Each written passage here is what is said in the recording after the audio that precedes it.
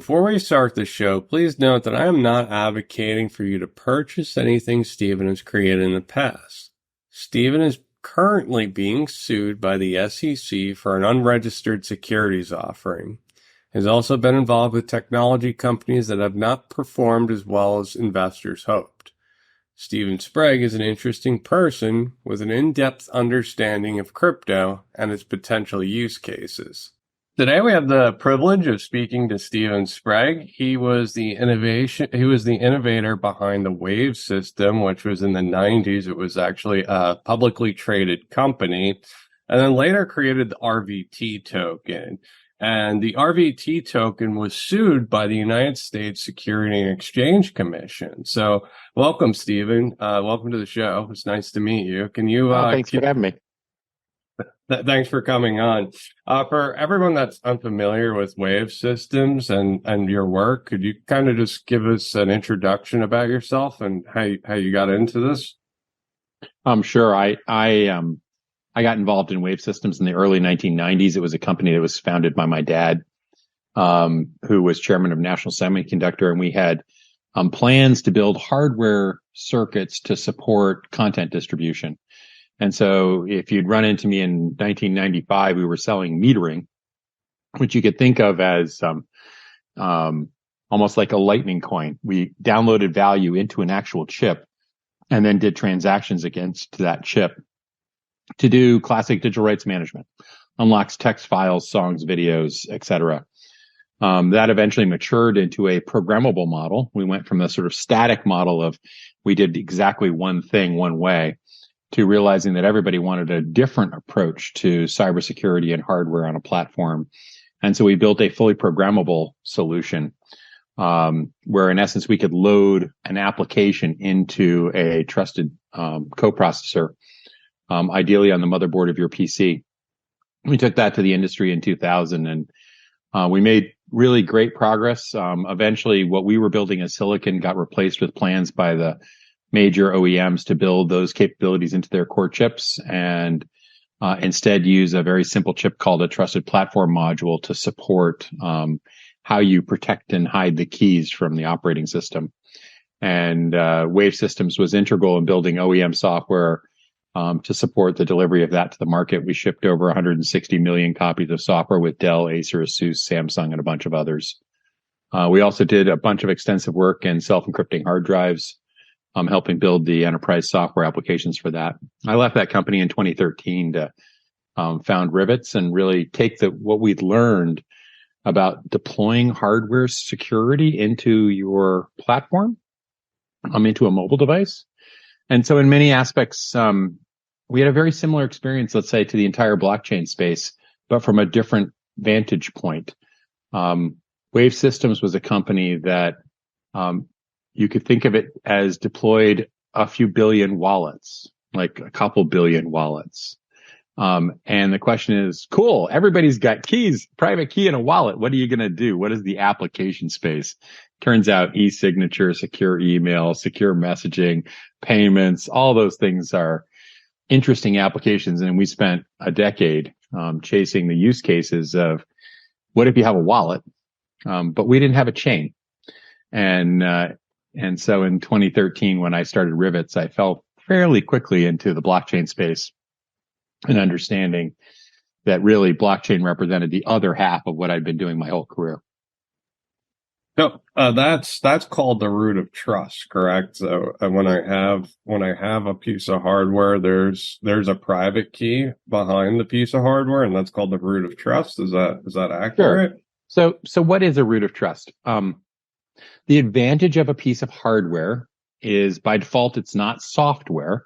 And so therefore it can have circuits on the piece of hardware, like in your SIM chip or in a trusted platform module chip, or it's now available in a variety of different other components, where you can believe, because of how the device was manufactured and that it's in hardware, that software can't modify that hardware. And so therefore I can hide a secret in the hardware in the form of a key that the hardware knows, but it won't expose that secret to the outside world. Now, maybe you can X-ray the chip, or you can apply, special mechanisms and destroy the chip and try and extract the secret from it, kind of like a hardware wallet. But you can have a reasonably high confidence that the secret held inside the hardware cannot be extracted by normal parties. We would argue that in most cases, it probably can't even be extracted on a continuous basis by very sophisticated, extremely well-funded parties as well. So this is the foundation of all cybersecurity, right?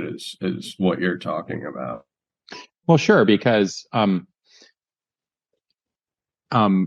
I like to say it, we need to have a model where we know the computer that's processing our data is processing the data in the way we intend it to be processed. So if we download a program and we say, do this thing, add 1 and 1 and it equals 2. If a hacker comes in and modifies that piece of software and says, well, 1 and 1 equals 3, then how do I know that it's been changed? And so these are the tools to assure that an application that's running on a piece of hardware, that the hardware isn't operating in a condition that is understood, or I like to use the word known, so that it's measured. So don't think of trust in an absolute sort of 1 and 0 context. Things that I measure more, and I check all the details, and I only load software that's been verified, and I can build a very high level of confidence, but it's on a scale of no confidence, like your normal computer. When you run Windows, you just boot it up in the morning and you hope and pray it hasn't been changed. And so that's sort of hope and prayer security. At the other end, you want to do measured security. And actually, you can see over the last 20 years, that's been core to what Windows has built into their operating system is, how do I have a secure boot? How do I know that the boot process in my computer actually took place with the right codes in the way I expected it to happen, so that when I hand control to the operating system, at least the operating system gets a computer that it knows. Otherwise, it's just running Windows on top of something that says, hey, I'm Steven's computer, trust me. And it has no idea, right? It could be running it on a mainframe somewhere else in the other part of the world, just pretending to be Steven's computer. And we've actually had kind of like trade wars with China about this, right? We're kind of accusing them of putting spyware inside of the hardware. So Huawei was like one of the big companies coming out of China that actually, I believe, got sanctioned. And also with the Belt and Road Initiative, people are trying to blame them for, actually putting something in the root of trust into the hardware.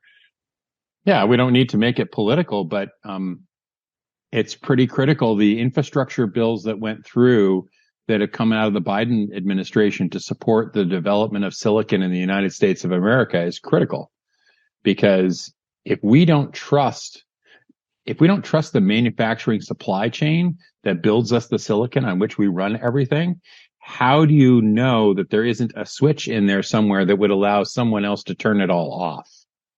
So forget stealing the keys in crypto. That's like a minor technical detail. Imagine if you woke up tomorrow morning and all the Intel processors just didn't boot everywhere.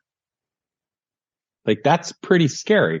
Like, you would lose all your HVAC, you'd lose all your transportation, you'd lose all your power and water, you'd lose all your sanitary, you'd lose your entire food supply chain, and you'd blow up all of Wall Street.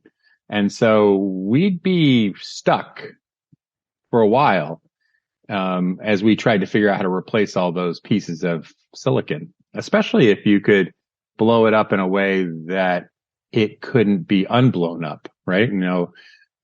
Maybe there's a way I can execute a command that makes my processors all go away. That's scary. And we don't, that's a challenge for us today. We've kind of let the underpinnings of all of our digital infrastructure aren't as robust perhaps as we'd like them to be.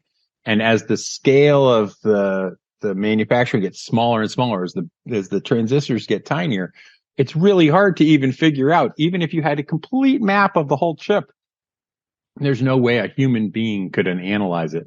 So now I got to have a computer that's going to analyze the computer.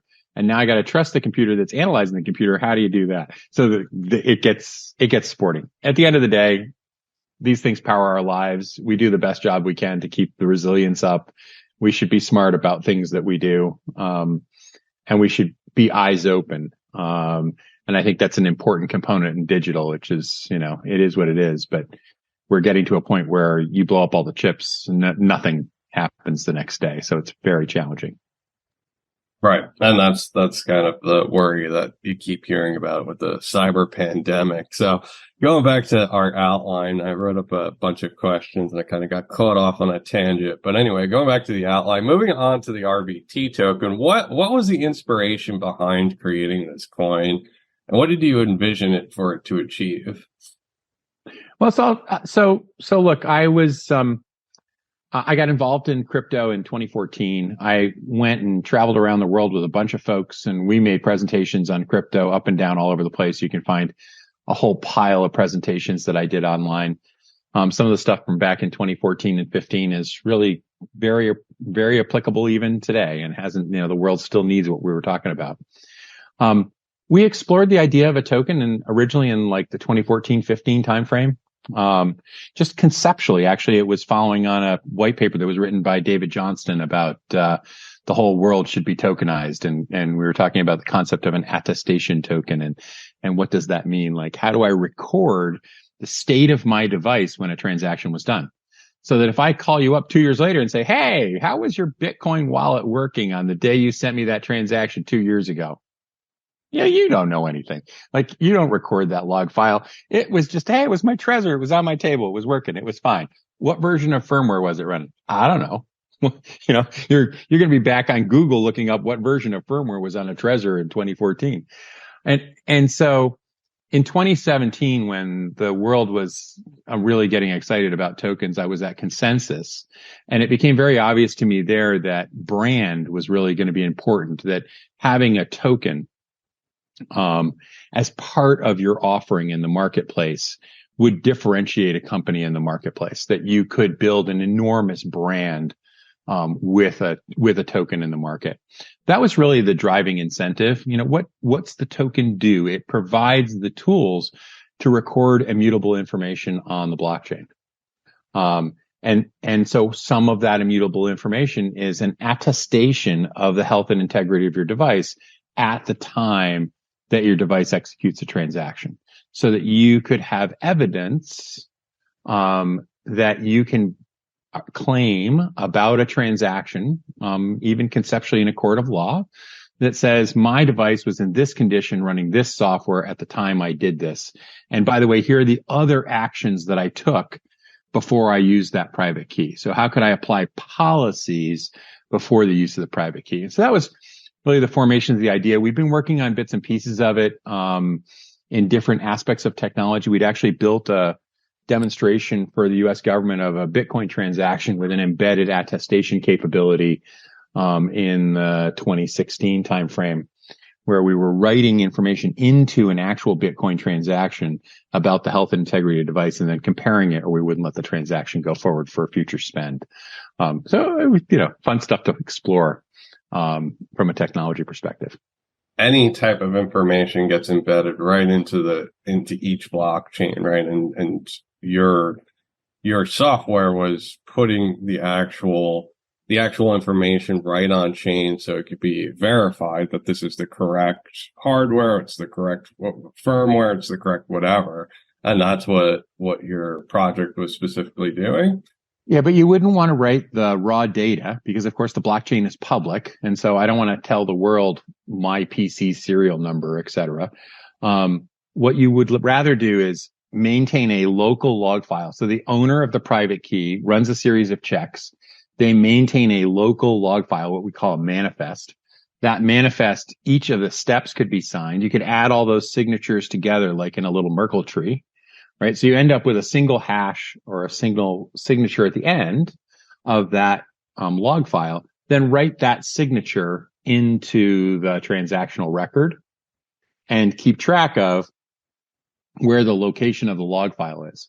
So basically in the future, then the owner really anybody can look at the blockchain, can see the signature as added information to the transaction. That's easy.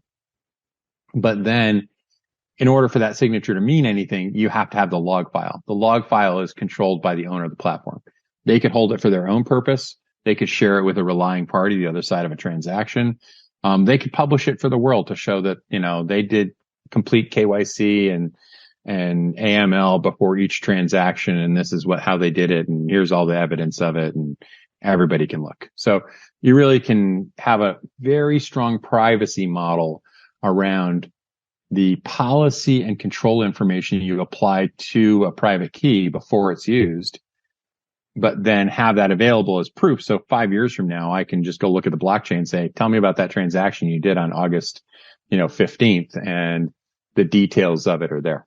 Where this would make a lot of sense is if I got hacked, right? If I was putting each one of my logs next to my key signature, and then all of a sudden I didn't have the log for that information, that proves that, that information didn't come from me. So that was an unauthorized signature, right?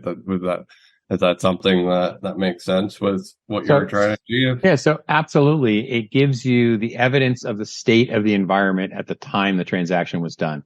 So I can look at it from perspective of, was I hacked? Why was this bad transaction done? I don't think I did it. It could also be, I want to prove to you on a decentralized exchange that we were two parties and we completed 17 steps of transactional compliance because I'm sending money from New York City to Nigeria. And we had to do all these various steps to send our $100 million in crypto. And so we record all that information. The two parties have it. And we just include a signature on the transaction that says, hey, here's a signature of all the work we did. Somebody then calls us up after the fact and says, hey, did you do everything you were supposed to do? You can say, hey, here's my manifest of all the things that we did. Here's all the detail that was collected. And so therefore I have a little evidence folio on my transaction that I control. Nobody else has to control. You can decide who you share it with or how you share it or if it's shared. But that information can be very useful. Maybe you just keep it for tax accounting or whatever, right? It can be all sorts of purposes why you would want to know, why did I send Steven $10 in Bitcoin 3 years ago? It's like, I don't know.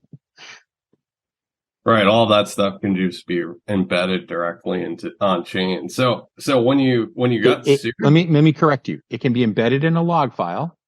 Okay. And the log file signature can be embedded on chain. So now I have an immutable log file that says I absolutely did these things on this time at this date. I can't go back and change it.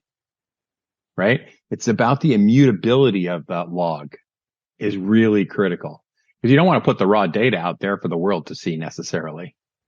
Right. So it's a fingerprint that goes back to a file on the fingerprint. That's right. And that's it. So when the SEC actually sued you, did they sue you personally or just the company? I'm just curious to know why they sued you. Was it because of an unregistered security? What's their argument? So you can go look it up. There's a complaint from the SEC. It was filed in 2021. SEC versus Rivets International. I'm named personally in it. And it's for violation of Section 5A and 5C, right? So it's a failure to register an offering. So, the question at the end of the day, did we sell tokens? Yes, we sold tokens. I mean, that's a fact. It's out there. It's on the blockchain. You can see it.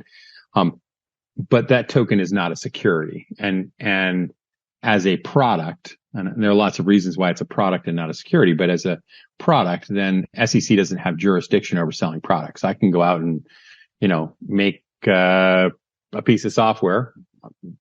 Wave Systems, we sold 160 million copies of software. Cool. We did not have to get a no action letter from the SEC to offer to sell software to Dell Computer around the world, right? It's just the nature of the beast. And so, we were aware that when we were executing a token, that we needed to make sure that our token was structured as a product, because the basis of how tokens are created, a token can be created to, for example, represent shares of stock in a company, in which case it would be definitely a security. It could be backed by gold and say each one of these tokens is, worth 1 kilogram of gold. At which case you could argue that it's a commodity, perhaps, or it's a representation of a commodity, which might make it a security. So there are interesting aspects of it. If you'd asked me in 2017, I would have told you the thing that I discovered in sort of researching and understanding the law around what makes a security and what makes a product is that anything that provides the user with rights that aren't just pure functional rights, a right to a profit, a right to a return every month, a right to, some other aspect of, or benefit, has a very high risk of creating a token that can be deemed a security. So we were quite cautious in our endeavors, and we thought we had done a good job of following our understanding of the rules and regulations, and drawing a circle where we weren't hanging our toes over the edge of the circle. We were standing in the middle of the circle, and being quite careful about how we packaged, promoted, and delivered our product to the market. Right. And so how are you navigating the legal complexities, and like what kind of toll has that taken on your personal life dealing with? Well, it's been interesting. The company hasn't had resource to pursue this. I mean, it's not that we didn't have resource at the beginning of the process. We spent a few $100,000 of the company's remaining cash answering questions for the SEC in the early process. So, we've spent our $500,000 plus on answering all of their concerns before the complaint. But since the complaint, I've represented myself pro se. Which has been an interesting process. It means that I, don't have a lawyer listening to what I say and then interpreting it and telling the world, what I should say. I've written all the responses to the SEC. I've answered the complaint directly. I've gotten to ask them questions. I've gotten to listen to all the depositions. So I'm in the middle of it. I'm not a lawyer. I'm an engineer by training. I have spent my life working in publicly traded, company. We did we did probably 30 or 40 financings at Wave Systems when the time I was there. So I'm not familiar with contracts. I've done a lot of partnerships and acquisitions, and I learned along the way things like, if you're gonna do a software licensing agreement, you don't hire a securities attorney in New York to write a Palo Alto software licensing agreement. You will get a document nobody knows how to read and nobody knows how to sign. It's like kind of comical. And I would argue that that's what's been going on in the token space. The token space, for good or for bad, the people enthusiastic about tokens, you want to talk about exchanges, not resellers. You want to talk about trading strategies as opposed to functional operations. If you ask the vast majority of people, when does a token become operational? Well, an ERC20 token launched in 2017, a sort of typical ICO token. Those tokens were minted before the first token was sold. Of course, they were operational. Was the smart contract live? Yes. Does it have functions? Yes. Are the functions still functional today? Yes. Are they still functional today? Absolutely, yes. Even though the token is worth 0.0000001 cent, you can still go and use Ethereum and a wallet and send a transaction to that contract because it's live on the blockchain and nobody's turned it off. So, what is a token? Token is software. It issues commands that are signed commands to a cloud service. Cool. It's not just a smart contract. It also has this little annoying component called a blockchain where it records information. So if you are a token owner, not somebody who bought tokens in an exchange, right, from a reseller where the tokens are held at Coinbase, they're not in your private wallet. But if tokens are in your private wallet, they don't do anything. They sit up on a ledger in the sky, and you have to send instructions to the ledger in the sky using your wallet to say, hey, take 10 of Steven's tokens and send them to Darren, or transfer them to Darren. It's not even sending them. It's just moving the controller on the database that's inside the smart contract. So all of that work is functional software. So it's really interesting to understand kind of when does it become a security and when is it a product? And if it's a product, well, then it's like a car. Cool.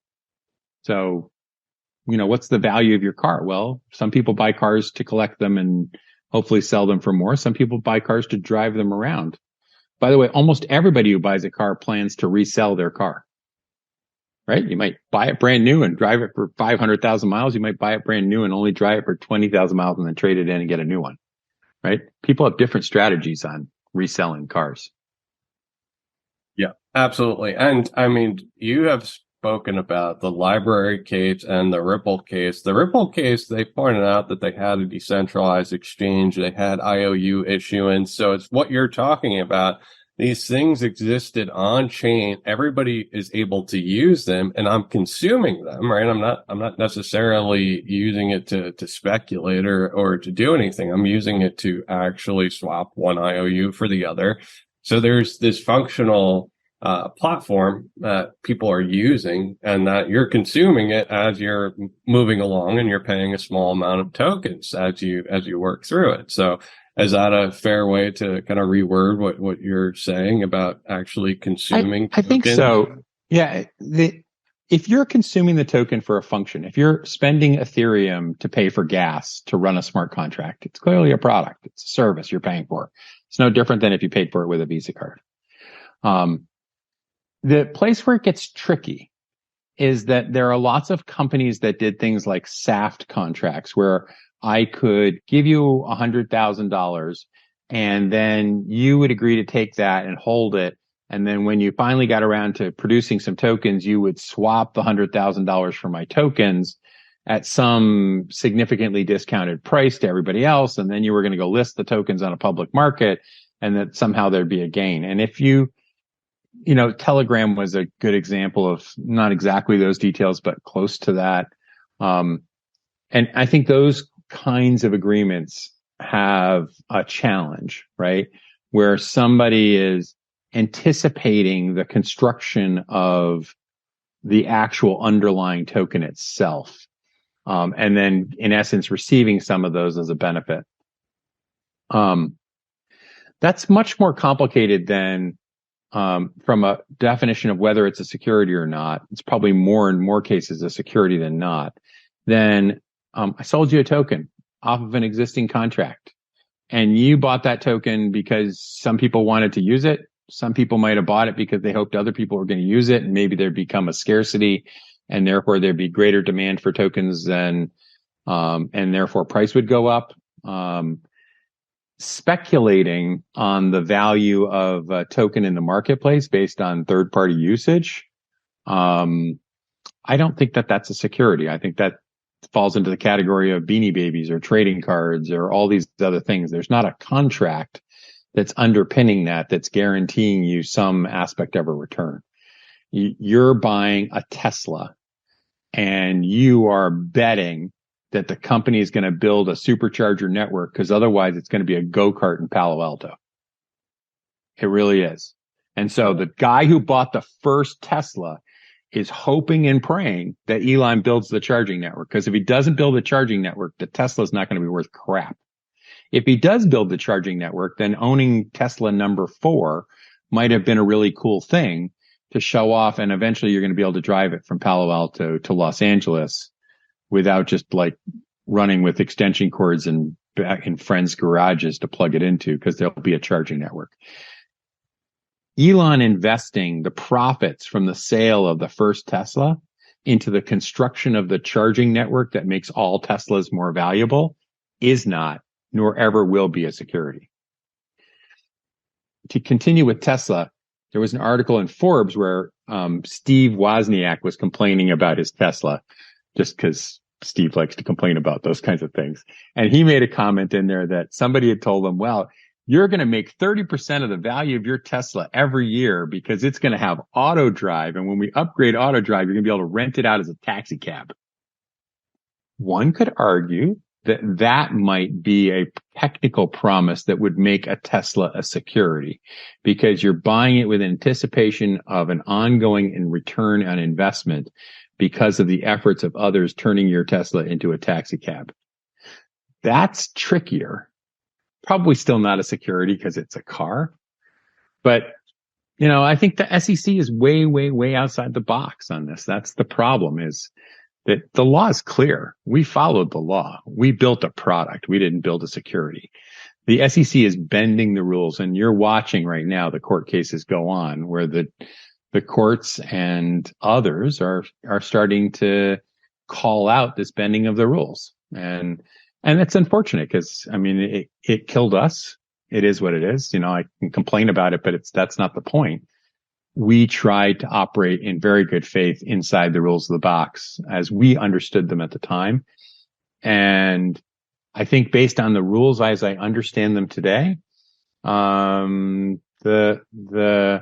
process that we followed is still applicable. I think people build software every single day today that, Taylor Swift sold tickets before her concert and got paid before the concert in anticipation of her, producing a concert. And, so it's interesting in that process of, what still makes a security. Well, to that point, I saw an article with somebody that wanted to drive cross country or from like Canada down to America. And he argued that the Tesla was worth nothing because he couldn't charge it anywhere. But, artists, they do limited edition prints, right? Is that a security? They really are reaching over bounds, and they're trying to make everything into a security. And, I do think that you have a fair argument about the consumption purpose of a token. Now, if you were to do this again, looking back, would there be anything that you changed on how you do it? Or I'm assuming you just go to a different country and launch your product there before you start here. So it's an interesting question. It's different between, based on the information you knew at the time, should we have done different things? That's sort of one arena, versus knowing what we all know today. What should we do going forward? The problem right now in today's environment is it's still too uncertain. We need a few more proper wins. We probably need some congressional action to provide clarity to execute one of these projects in the United States. Are we going to get there? Yes. The concept that software doesn't have the ability to automatically pay for service as software, and that we're going to ban that from Americans, is a phenomenally stupid idea. So let me give you an example. Anybody who's ever driven on the East Coast knows the power of Easy Pass. Like, we used to go on the New Jersey Turnpike and we had tokens, or you threw 35 cents in the stupid little basket, and there was a goddamn traffic jam every 12 or 15 miles or however far apart the stupid things on the New Jersey Turnpike or not Turnpike, on the Parkway. So you could throw more tokens in the New Jersey Parkway toll booth collectors. Okay. Now we invented this stupidly brilliant device that tracks every aspect of everything of your life, which is an Easy Pass in your car. Every time it goes underneath one of those little scanners, it knows how fast you're going. It knows all these things. Good news is all it does is charge you a toll. Fantastic. Imagine if you had to push a button every single time because your Easy Pass didn't actually have automatic money. You needed manual money. Like, every time I do this, I got to get out my PayPal account and I got to approve a transaction on my phone to go through the little toll thing, because it's going to scan a QR code I'm going to hold up on my screen to the windshield, and it's going to read that as I go by. No. We like Easy Pass. We like our car to have some money. Now, should we give our car $100 million? No. We should give our car like $20. And then we can drive up and down, and when it runs out of $20, we'll give it another $20. That way, somebody can't like magically go to the parking lot, scan all the Easy Passes, and collect all the money from all the Easy Passes. We're only like at risk for $20 because there's really bad security in the whole Easy Pass thing. It is what it is. Cool. Don't you want your phone to be able to, like, I don't know, have a policy that says, before I spend money, just check and make sure that, like, I'm at home, or it's not after 5 o'clock, or maybe that I haven't had 17 martinis before I spend $100,000. Like, whatever the policy is, you get to make it up. I'm not trying to advocate for somebody else making policies on you, but your your device should have a little bit of money it can spend. Like, I want to search AI. Cool. Give my device $20 and it'll just pay for the little bit of AI as I consume it. That's the concept of crypto. How do I have anonymous, cash-based value so I can surf the internet? And if what I want to buy is search for inappropriate things on Google and I'm paying per search instead of getting ads, fine. But I want to be able to do that with appropriate privacy, with microtransactions, with a store of value in a decentralized manner where the government can't turn off my supply of money because I'm searching inappropriate things, whatever. That concept is incredibly valuable. That's what underpins all of blockchain, is the ability for our electronic community to communicate with each other and pay each other for stuff. That will happen. We're just in the really, really, really early days of it. We want machines with money. The whole Internet of Things, right? The whole Internet of Things is the end game where devices speak to each other and are able to pay each other and to move forward. But if everything's a security, the Internet of Things can't happen. Well, right. You just have to buy your refrigerator from your broker because it comes with $20 worth of crypto in your refrigerator. So your crypto at any time can connect to any available internet connection, 5G, Wi-Fi, whatever, because it has a little modem in it. And your refrigerator can then get a firmware update for your refrigerator to update the little touchscreen display that's on your refrigerator. It's a fascinating question then of like, if at the end of life of your refrigerator, you throw it away because its compressor died, right? What happens to the extra $3 worth of money that it was in the refrigerator that didn't actually get spent? That's great. It's like, is that like a deflationary loss in the cryptocurrency of refrigerator money? And is that why you buy refrigerator money? Because eventually they're all going to get thrown away and you'll be the last refrigerator with any of the money in it. I mean, it's like, they're great questions, but we don't care. The model can be what it is. The U.S. government should be dictating the business model of refrigerator firmware upgrades with the SEC because they're not the software, enterprise control agency trying to determine how software is going to talk to each other, because all of this is just software. This is products. We can build securities with it. And when they build securities, the SEC should be involved. No problem. So where do you see the future of digital currencies, and what regulatory bodies do you think are going to be overseeing digital currencies completely? And when I say digital currencies, I include, all crypto assets, all ERC, all dApps on crypto, all layer ones, layer twos, everything. Okay, so let's just expand the picture, and so that it makes it easier for everybody to understand. Let's talk about the future of digital communications, of which money happens to be one of the applications. Okay? Embedded in digital communications is an identity, some aspect of I am who I say I am, and I'm the same person I was yesterday. Doesn't necessarily know it's Steven. It just is I am who I say I am.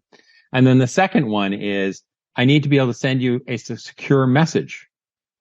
All of crypto is basically just that. All we're doing is signing an instruction and sending it to a computer program that says, do this for me. Okay? That's it. That's all it does. It just happens that the demo was money. Bitcoin is the MVP of crypto. It's an MVP that's had a little scale, right? It's gotten interesting. It's got $1 trillion on it, but it's fundamentally just an MVP. What we're fundamentally discussing is whether if you send me a message as Darren, how do I know it's from Darren? How do we establish that relationship? What does it mean to be digital? If you want to transfer your actual human identity at a government quality, how do you do that? What does digital KYC look like? Why do I have to do it every single time with every single service? Why can't I repeat? Why don't I use my crypto wallet to log onto Twitter? Why don't I use my crypto wallet to log onto Twitter? Or at minimum, to be my admin for my Twitter account, my X account now, okay? Because that way, if I got hacked, I could change my own password, because my hardware-based key protected by a multi-signature account with 3 different treasures is how I anchor my valuable social media account on X. And therefore, I am in self-sovereign control of my account. I can reset my account.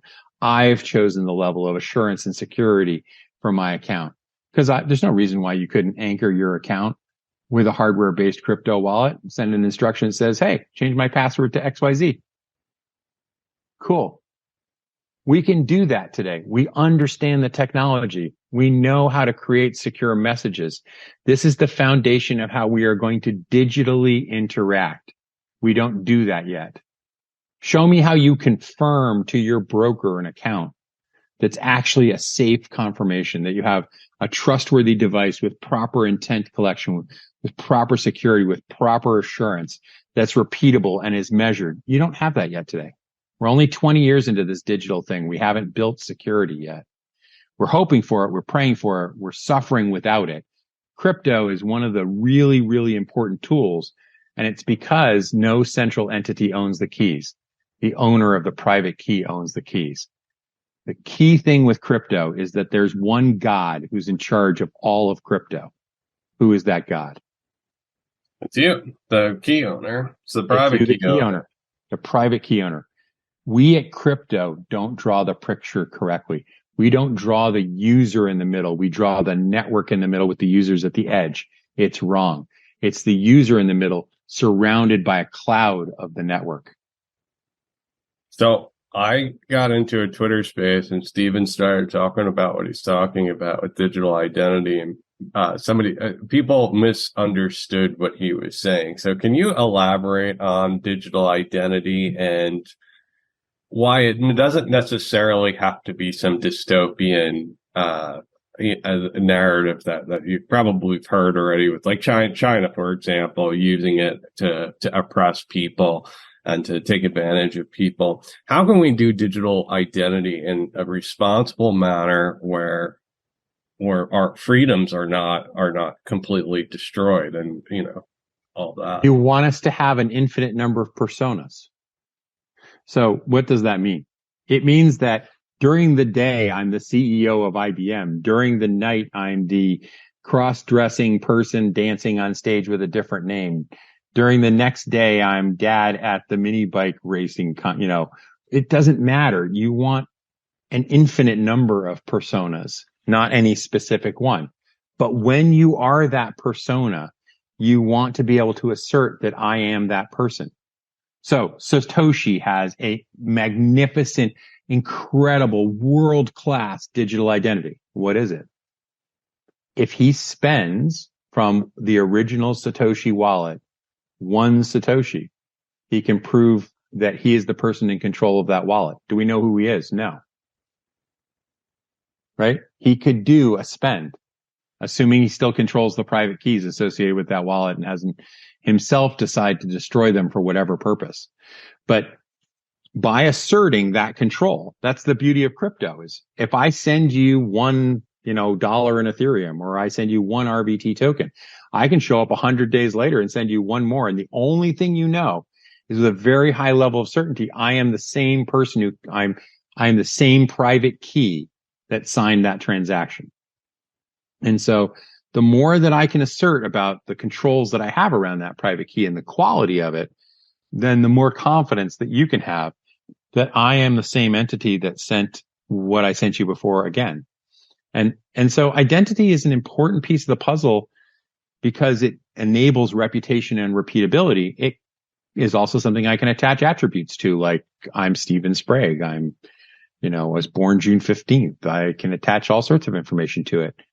I might even be able to calculate that data so I can tell you that I'm over 21, but I don't tell you what my birthday is.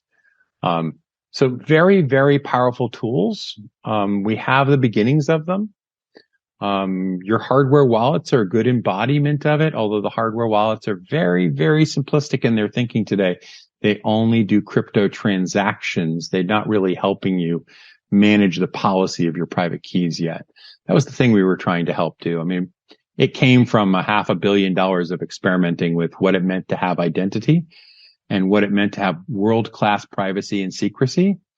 And it's a good thing or a bad thing. I can track you, or I can allow clandestine groups of people to communicate securely, and you can't track them. And so it's like, you kind of got to decide which, where your balance in those evils are. But these are guns. They're not, we're not shooting people. They're just weapons. You can use them for good or for bad. Right. All right. And, that's the society determines that, right? And the regulators have to, iron out laws that actually provide clarity so people can actually start adopting these technologies. And then we could figure out, where do we draw the lines, right? Like, where is the line? Like, I noticed the WorldCoin, for example, and they start scanning people's eyeballs. Now all of a sudden the line's appearing. You're seeing that this is not okay. This is okay, right? So, you have to allow people to actually innovate. Now, I'm curious to know what the experience is like working, not working, but filing these motions with the SEC and actually doing all the stuff they're asking without a legal background. So you're essentially, they're sending you letters. We want X, Y, and Z, and you write out a letter and provide it back to them. But you don't have any legal experience, and you're doing that yourself. Is it a situation where they? I have an advantage. So you're right. I don't have a legal background, and perhaps that will ultimately get me in trouble. But I can tell you more about how the technology works than they understand. And so they make an assumption because the crypto space has only talked about these stupid technologies in the form of financial purposes and terms. Okay? So just stop calling Coinbase an exchange. They're not. They're a reseller of tokens. You can go match them up. They're closer to eBay than they are to the stock exchange. But don't convince the people who want to build trading platforms with options calls and long, and puts and all this kind of stuff into crypto, because they're trying to maximize this commodities market and extract the wealth out of the commodities market in the form of the wealth of trading. Now build stuff. That's their weakness. The SEC's weakness is they couldn't tell you how crypto works on a good day. Now they're learning, like anybody who's smart, in the same way that I can learn aspects about the law and the details of the Howey and whatever. And it's great to read all these briefs that are filed by XRP and by Coinbase. And, literally hundreds of millions of dollars worth of legal work has been done without me having to write a penny a check. And at the same time, of course, there are plenty of white papers and briefs on how crypto works and why it is and isn't a security that the SEC can read. So the game is on. We're all learning at the same time. But it's not that I don't walk in without some interesting tools. We understood that what it meant to build a software product. So, what's a software product? We sold a very large automotive manufacturer 100,000 seats of self-encrypting drive enterprise software sometime in mid-teens before 2010 at Wave Systems. They wanted the transaction booked before the end of the year so that they could then expense a portion of it in last year's revenues and, for tax purposes. So literally on the 29th, I think it was, or 27th of December, I remember everybody running around because it was like a weekend and everybody was on Christmas break. We went to our license server and we created 100,000 licenses to the enterprise software. We printed those out. They were all 32 character public keys that operated our license server. And we sent them to them. And they sent us a check for $10.8 million. It was fantastic. Were those tokens? By the way, I don't think we actually got around to finally giving them the exact software they wanted because they needed us to change some things. They wanted some modifications. They weren't ready to deploy it anyway. I think they finally got around to actually deploying the first seats like 9 months later. That for us was a product sale. That was not a security sale. We weren't selling them the future value of software yet to be created in some mythical concept that, we needed to get a no action letter from the SEC on the 27th of December so that we could execute and book a transaction that we then recognize the revenue over a 3-year period of time. in our token sale, did we deliver our token? Yes. How do I know that? Because Deloitte required me to book 100% of the revenue. None of it was deferred. I sold product, we delivered the product, and we got paid for the product. And we booked 100% of the revenue because we had no ongoing obligation to deliver anything further, or Deloitte would have forced us to book in GAAP accounting deferred revenue that we would have recognized over a period of 3 or 4 years, whatever the period of time that we promised to deliver it over. But this isn't new. We've been doing software sales forever. So that's where I think the strength comes from, or confidence. It's foolishly placed. We'll probably lose. We shouldn't. Okay. But it's because you have the full power and this subtle belief that we all start with, that they're doing the right thing at the SEC. This is clearly a case where it's become blatantly obvious they're not. They're acting in bad faith, and it's just unfortunate. And it's why, somebody can record this and play this in front of the judge. It's not a problem. They're acting in bad faith.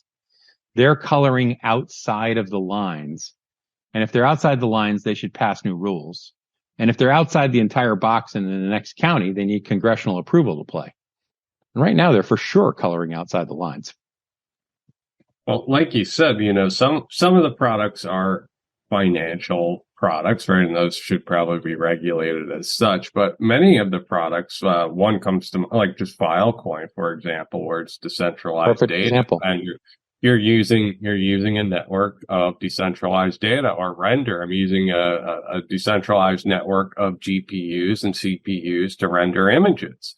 These are services at the end of the day. You're kind of creating like this decentralized mega computer, and everybody's kind of paying to use it as it's going along. Just even with AI, when I go to use AI, they give me tokens to use. Are those securities? I mean, you gave a perfect example of the keys and licenses. You had to put licenses in after you bought software, and after that you got access to the product.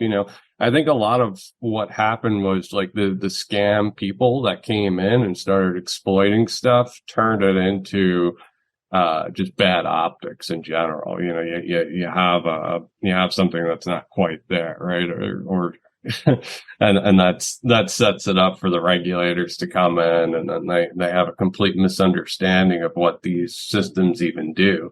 But yeah, is there anything? I think that's fair. I mean, I think anytime you have this sort of mass enthusiasm for a new technology, right, there's an opportunity for people to take advantage of that mass enthusiasm. And, we had that in the middle of the .com. I lived through that. I mean, and, we all laugh at pets.com, which I think was literally thrown together in like a weekend to go do a IPO offering under SEC regulations into that marketplace. Cause it was like, ta-da.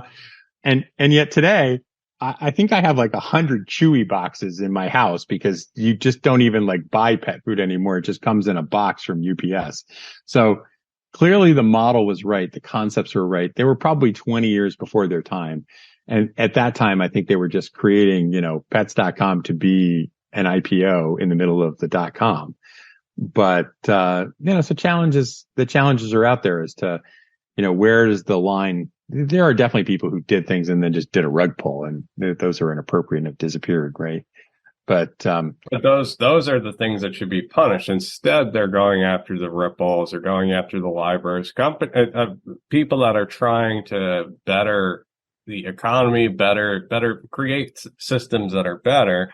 Those are the ones that the SEC is targeting, and they're taking money from the scam projects. Like Sam Bankman-Fried met with Gary Gensler, right? The Sam Bankman-Fried was giving politicians money, yet, they go after Ripple, or go after Library. Like, what sense does that make? Those are the companies that are actually trying to do something productive with the technology. I think it's just kind of an attack on crypto in general. I mean, I think that's fair, but we also have to pay attention to our roots. I mean, the earliest days of crypto were not as crystally clean as everybody would like. Not any different than the earliest days of the internet were like 98% porn, right? I mean, it's worth the story just for a second. We went on a sales call in like 1995 to talk to an educational startup that was doing education software for distribution. And we were going to meter their software. We show up at this like 1-story building outside of LA with 2 forest green Ferraris parked in the parking lot. This was the educational software. Turns out that really the educational software was a division of a porn group that had just figured out that they could run live video chat rooms. This is like 95. So these are dial-up modem chat rooms. Okay. They had the most amazing HR department. We got a whole tour.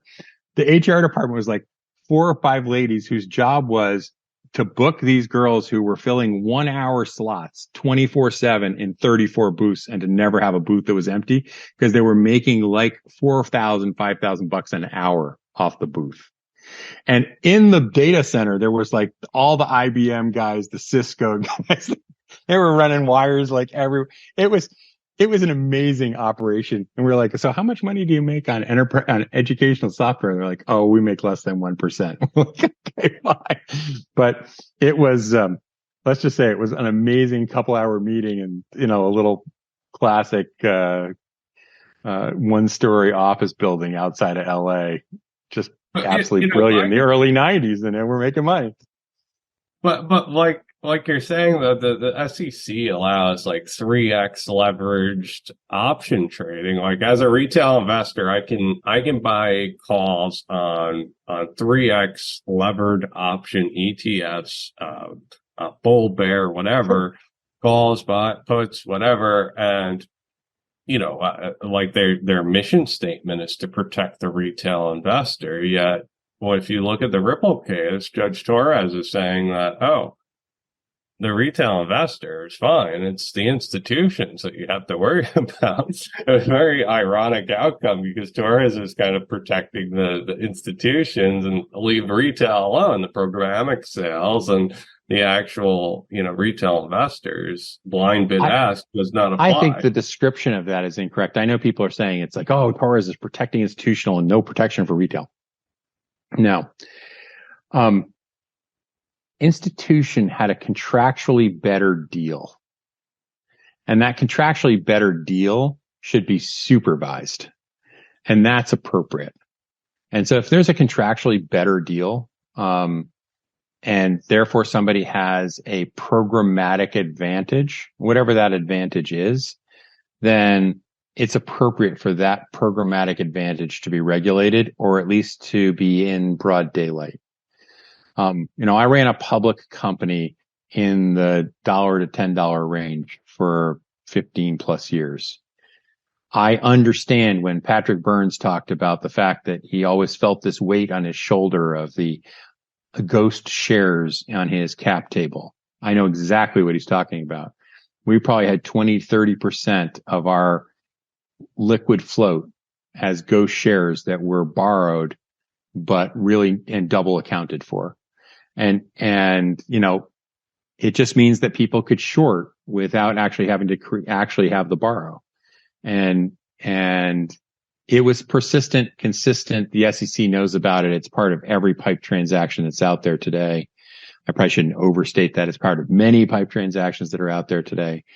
And it's still a problem today. Why? Every time you wanted the stock to go up a little bit, what we could do is make a phone call and ask them to investigate how much ghost shares were out there. So they'd call everybody up and ask for the details on how many shares they'd borrow. And it turns out that all the brokerage accounts at the time had 30 days to produce the evidence.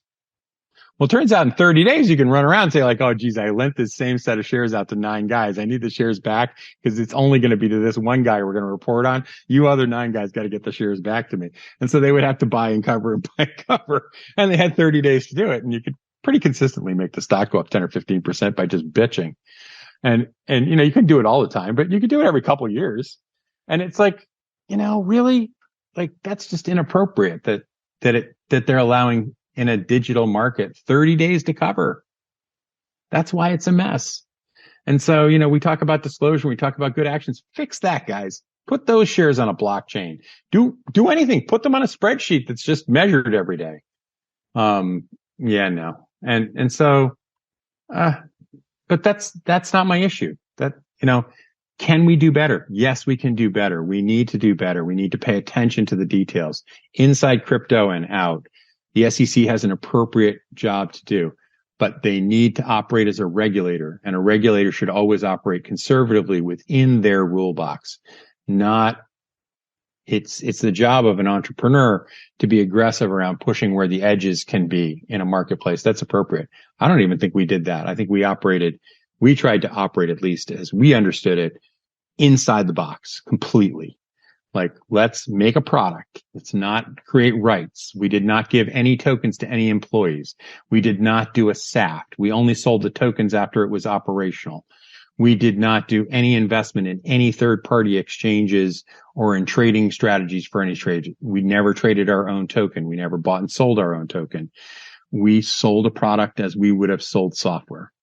And if at the end of the day, that's what's disrupted my life for the better part of a half a decade, then, would I do the same thing? Yeah.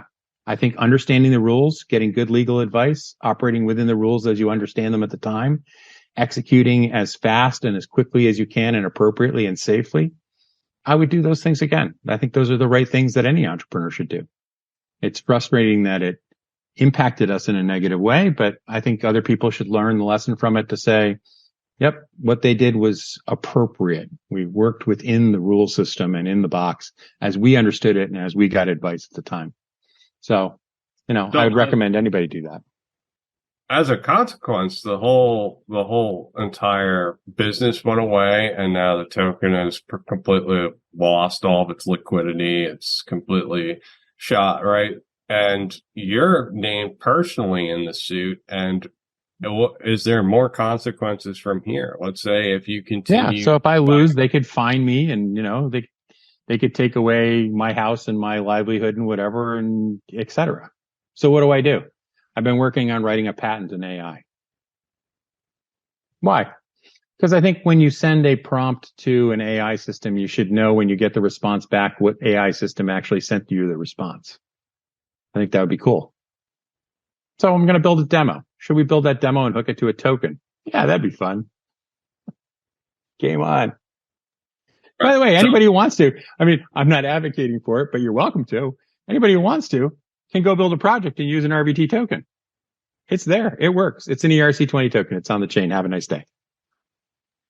Right. It's completely functional today. Yet it's functional in the same way it was functional the day it was launched. So we did a demonstration where you can use the token to log on to a site. Cool. And we built all the software around it and the smart contracts around it, whatever, but anybody could do that. So what does that mean? It means I did a spend of 100 RVT to log on and get a control account to be an RVT, a service developer. And then if you wanted to change anything, it basically wrote data in parallel to the chain and to a SQL database. And so at any point in time, you could then go make another spend to do things like, let's change the admin password for the corporate account. Let's change the URL address that the account points to. Whatever.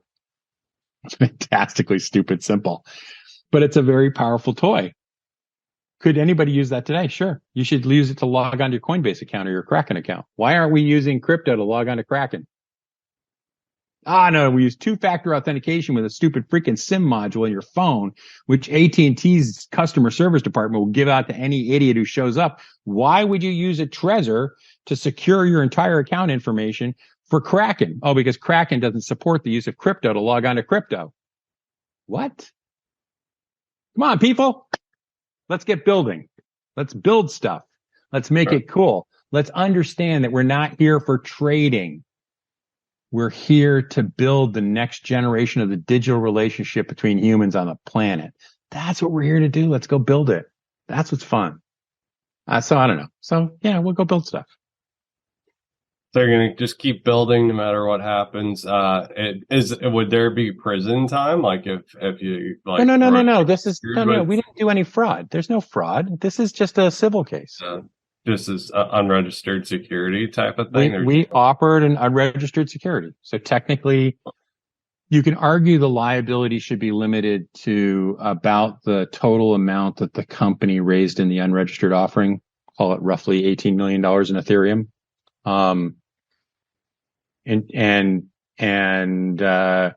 And then you can look at the case law that's out there and say, well, if you spent all of it on legitimate purpose. Like, we didn't have too many topless birthday parties for the management team, right? Remember Tycho? Those guys were brilliant. Like, who does that? But anyway, maybe it would have been a good idea. No. But if you spent the value on building, infrastructure you said you were going to build, it's not an appropriate use of the funds. We used the profits from the sale of a product to build the product. Cool. Enhance the product. You already had the product done, and then you were enhancing the product with it's all resources upgrades that you had. The developer, then everybody that had tokens, they reinvested their time and energies back into it. So just like Ford took the profits from the Model T to build you an F40, right? I mean, it's eventually. So I think we manage the aspects of it from a liability perspective. It's appropriate. It's always a risk. I won't understate it. I don't want to minimize it. It's annoying and it overhangs what we do every day. And I'm sure it has a huge reputational effect on me personally. I'd like to say I get calls all the time, like, improve your reputation online. Like, no, I wear this as a badge, right? Look, I think we need to go fight the battle. If we lose, we lose. And that's fine, but I will still stand behind. I think that we did what you would give as advice. If I were a board member tomorrow of a company, I'd give them the same advice. You want to do something cool? Fine. Go make sure that your crazy idea is legal. Like, get some good legal advice, get some good tax accounting, make sure you hire people who are competent and know what they're doing, and then go do it.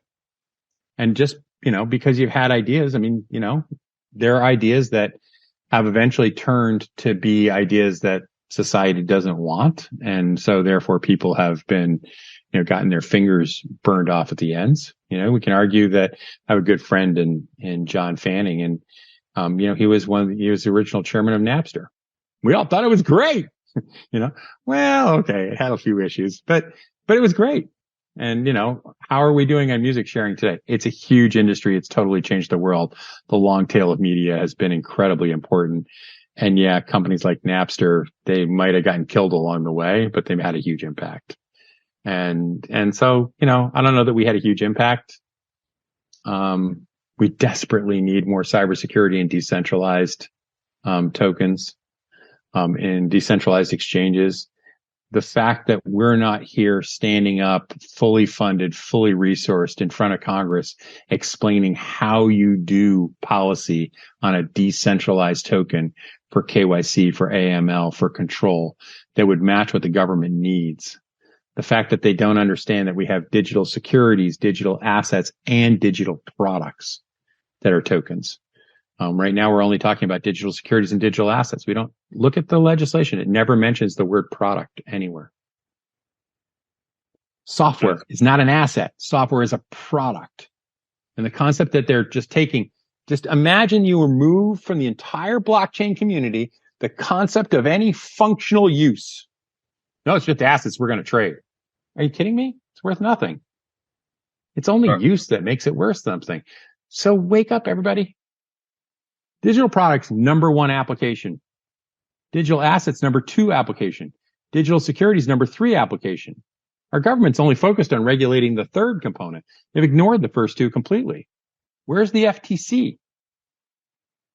The FTC is the person who governs whether you launch something that's a fraudulent product. Here's my car. It's going to go 100 miles an hour, but it only goes 10 and it dies after 5 minutes. The FTC is there to provide you with protections because you got fraudulently advertised a product. Not the SEC. And none of the bills that are coming up, you've read all these bills, Lummis, Gillibrand, those bills do not mention the products at all. They don't mention products. Yeah, they only mention digital securities, digital assets, sandboxes to go from decentralized. It continues to be a trouble even in briefs recently from Coinbase and others. The most recent complaint or response to the request for dismissal from Coinbase started to touch on products a little bit, and it so helps their argument. Even within the legal community, they don't understand products. Again, you're asking SEC lawyers to write software licensing agreements in Palo Alto. Yeah. Okay. So like make sure your team is at least half software licensing guys from Palo Alto, not securities attorneys, because the securities attorneys haven't had to deal with the functional problems of licensed product software, which needs upgrades. It breaks. It has warranty. We didn't even offer warranty with tokens because we felt warranty started to step across the line of creating potential for security. We wanted to create a product that when it was delivered had 100% revenue recognition and no ongoing obligation, because an ongoing obligation is being used against us in the Howey discussions as the reason why something is a security is because we have an ongoing obligation to support. Think about that. You don't buy a goddamn lawnmower that doesn't have an ongoing obligation to support. Yeah. And now the SEC has been arguing little simple concepts like, oh, well, in library, you could have use and it could be a security because the use is only a portion of it. BS. That means every single car you bought. Well, what is your intent? You intend to use it and then you intend to resell it. Most people don't bury their cards in the backyard. They actually sell them when they're done with them. Almost everybody. Okay? Cool. So you have a certain amount of personal value you get from driving the Ferrari around trying to get blondes to get in the car with you, to use an inappropriate analogy, or maybe to pick up guys. We can use it either way. And at the end of that, you want to sell it, maybe even for profit. Fantastic. That does not make the Ferrari security because the moment you have personal use, the moment the value that you received, whether it was just feeling good, whether you're 70 and you needed a car that was making you feel potent again, whatever, I don't care. Doesn't matter. That value is personal. It's not shared. It is not from others. And so are we really asking the SEC to say how much value do you get from a product because of your personal enjoyment versus how much value you get from resale? And that the SEC is going to give us a bright line in the sand that says if it's this much, then it's a security. If it's that much, it's a product. Give me a break. It's impossible. There's no bright line. It's never been done. It's not in any of the case law. It doesn't exist. And yet they argue it. Well, the rest of the world is giving proper regulation, correct? So the rest of the world is going to take off with this innovation while the U.S. gets left behind. Do you share that sentiment? Is that an accurate way to, if things continue the way they are, maybe. Is that going to happen? Maybe we've damaged crypto so much by its trading, by its MVP, that it will have to have an entire new attempt to reuse crypto as product. I don't know yet. I think time is yet to determine that.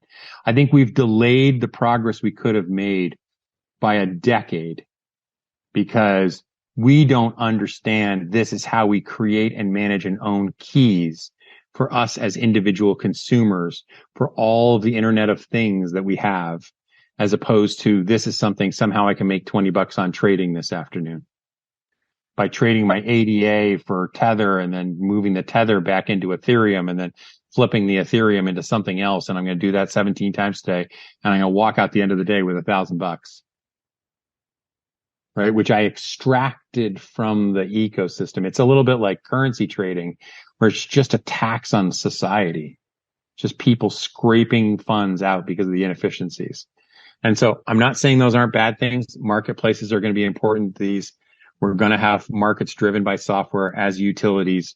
It's absolutely core, but we have gotten distracted on legislating and articulating the utility function of crypto, which is the primary function. It's like, we're going to sell electricity to everybody, but we're going to drive the deployment of the electrical grid based on the trading strategies for electricity futures on Wall Street. So let's invest in that, and then we'll worry about how we build all the wires and distribution. Now we hook them up to your house and see what air conditioning looks like. It's completely ass backwards.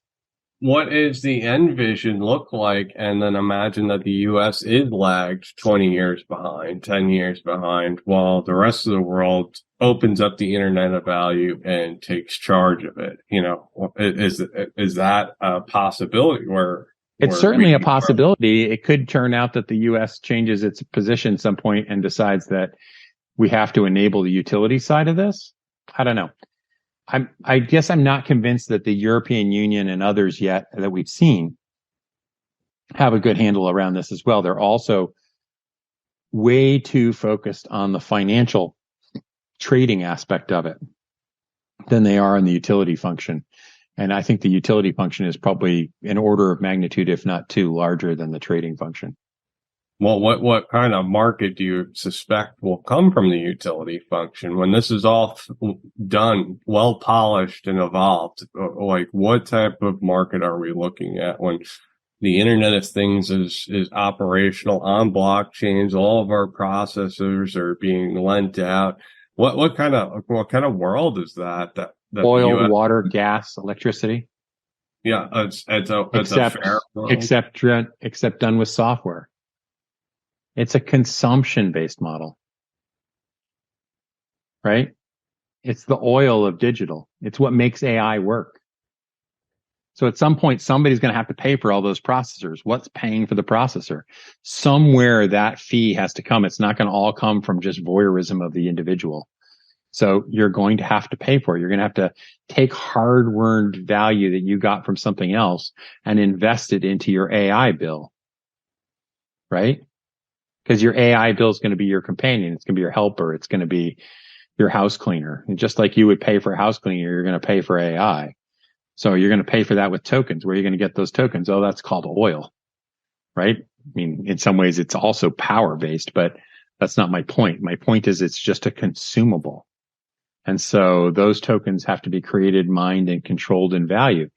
And so limited supply, the economics that we're learning, the experiment that's been conducted that is crypto so far in teaching us how to manage the value of crypto over time, I think that's incredibly useful, incredibly valuable, because it's teaching us how to power these future systems in a manner that will be safe. We just exploded the brains of everybody who's trying to figure out how do we manage this stuff on a regulatory congressional basis. They're not thinking about this. They're just trying to think about how we're going to control somebody doing swap trades in the middle of the night, without a broker. Yeah, well, so my channel, I'm focused on the economic value that it adds back to society, right? We pay 2%. When you go to the grocery store, you're paying 2% on everything, regardless if you use cash, check, or card. If we were to take all of the middlemen out of this system and create a system that was built with distributed ledgers, with blockchain technologies, we're looking at an incredibly efficient economy. And all the use cases that you mentioned, right? The Internet of Things, self-driving cars, taxis, businesses within businesses, right?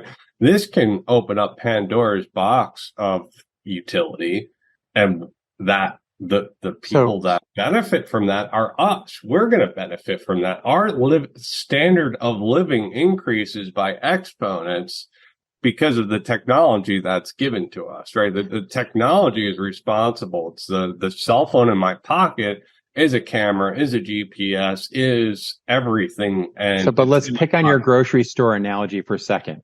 You said 2%. Your number is probably closer to 30 or 40%. Right. Okay. And the reason is because included in that number should be all of your ISO 9000 quality supply chain measurements. Where did the green beans come from? Where did the plastic bags come from? Did they get picked correctly? Did each of the people have the appropriate certificates and et cetera? Was the fertilizer used on the field the proper kind of fertilizer to be labeling them as organic? Whatever it is, that information was written on a piece of paper, filed in a folio somewhere, inspected by inspectors, and somebody's got a job trying to figure out all those bits and pieces. So when you get a bag of green beans that shows up at the grocery store that says organic on it, it's actually true. The second piece is the supply chain. How did the actual stuff get into a truck, get on a truck, get delivered? Was it refrigerated the whole time? Maybe it sat in the sun in Texas for 3 days at 118 degrees, and now your green beans aren't as good as they were before because the compressor on the truck was out of diesel fuel because somebody, was decided to stop and see their girlfriend for the weekend.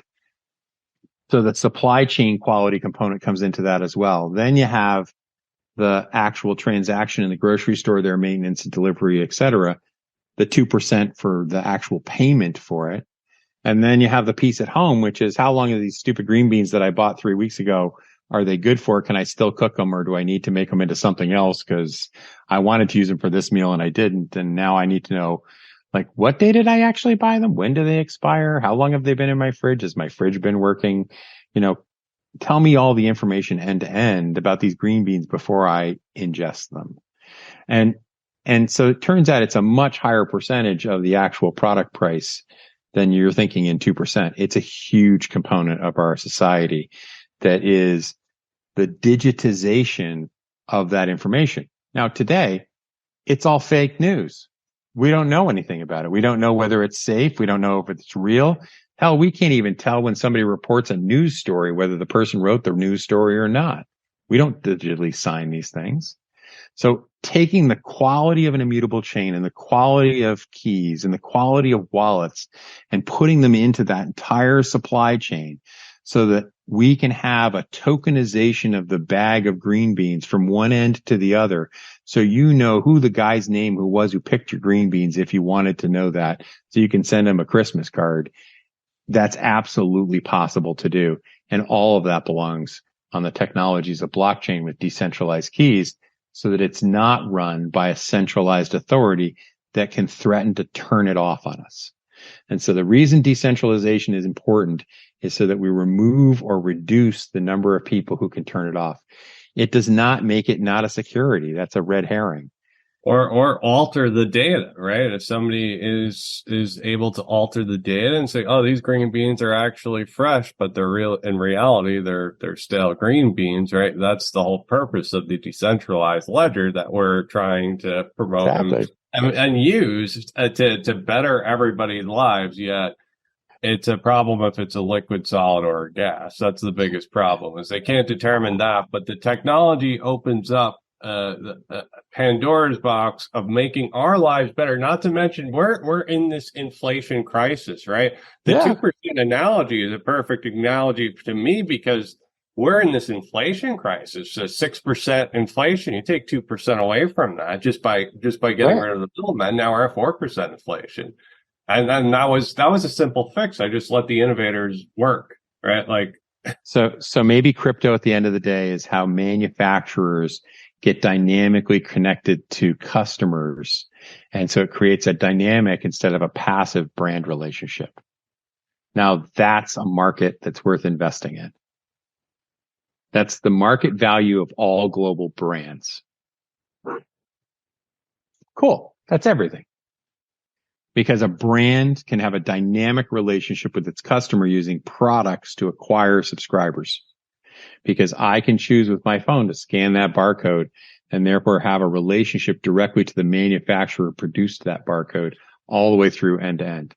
I get all the quality product of the product. I can get instructions on how to use or prepare the product. I can get spare parts for the product. I can whatever. I can have a dynamic brand relationship if I choose between the things I consume and those who create. That's cool.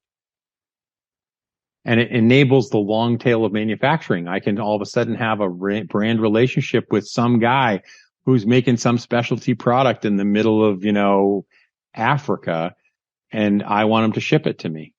And I have a way to pay for it. I have a way to ship it. I have a way to deliver it. I have a way to quality control. I got a relationship with them. That's what we're talking about. That's what the modernization of cross-border digital relationships with secure messages enables.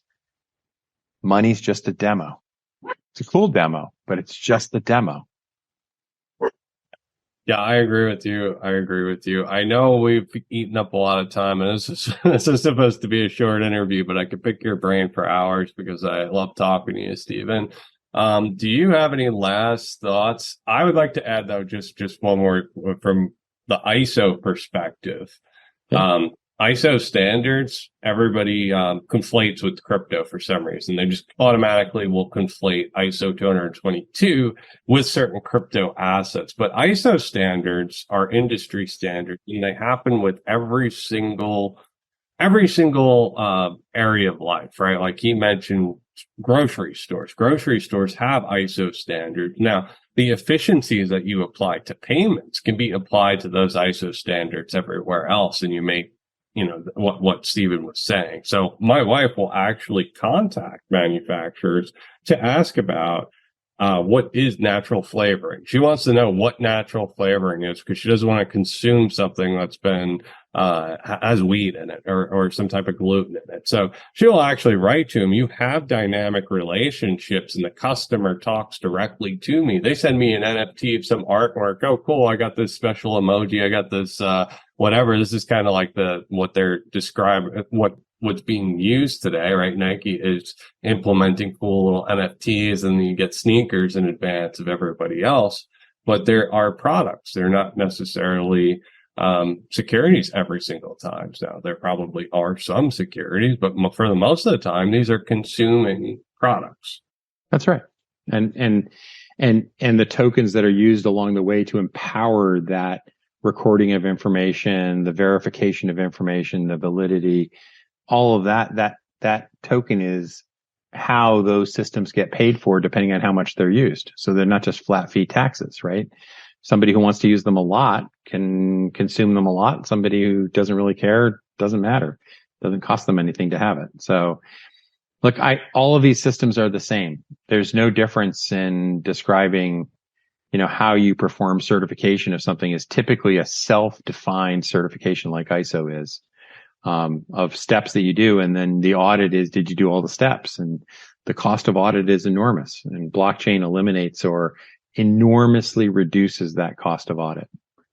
Yeah, thanks for coming on, Stephen. I appreciate your time. And tell me what you guys think. If you want to have Stephen back on the show, we'll discuss other topics. Let me know. Put it in the description, in the comments below. But it was a pleasure to have you, Stephen. I think next time we need to set ourselves like an alarm clock or something like that. So after a certain amount of time, it just cuts off the feed. Yeah. I agree. It's a fun conversation. No, it's a great, fun conversation. And I think it's a conversation we should all have more of. So I'm happy to participate anytime. Yeah, it's certainly fun. So thank you for coming on. Where can we find you? How do we find you? You have a Twitter Anybody account? wants to reach me? My X account is SKS Wave, and you're always welcome to email. My email has always been simple. It's Stephen@Sprague.com. Thanks, Stephen. I appreciate your time. Guys, I hope you enjoyed the show. Please take a moment to like and subscribe. If you enjoy content like this, please consider joining my Patreon to help support my channel.